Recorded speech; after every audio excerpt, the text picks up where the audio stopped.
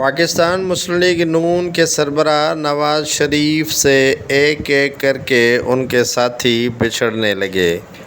یا تو انہیں جان بوجھ کر نواز لیگ سے الگ کرنے کی کوشش کی جا رہی ہے یا خود ہی رہنما نواز شریف کی سیاست سے تنگ آ کر انہیں چھوڑ رہے ہیں۔ خیبر پختونخوا سے کافی رہنما چھوڑ گئے ہیں۔ وہاں عباس آفریدی نے بھی آج نواز لیگ اور سیاست کو الوداع کر دیا۔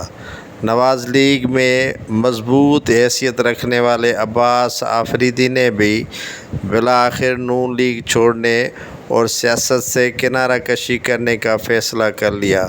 عباس آفریدی نے یہ تو نہیں بتایا کہ ان سے شکایات نواز شریف، مریم نواز یا شہباز شریف سے ہیں، البتہ وہ امیر مقام سے ضرور اختلافات رکھتے تھے۔ اس سے قبل سردار مہتاب عباسی اور دیگر بھی نواز شریف کو خیبر پختونخوا سے الوداع کر چکے ہیں۔ سندھ کے سابق گورنر محمد زبیر اور دیگر رہنماؤں نے بھی مسلم لیگ نون کو الوداع کر دیا ہے۔ جس طرح شاہد خاقان عباسی بھی نواز شریف کے دیرینہ ساتھی تھے، انہیں چھوڑ گئے ہیں۔ نواز لیگ کی سیاست، جسے شدید اختلافات کے شکار دیکھتے ہوئے نواز شریف نے خود قیادت سنبھالنے کا فیصلہ کیا ہے، اس کے باوجود بھی نواز شریف کو کئی رہنما چھوڑ کر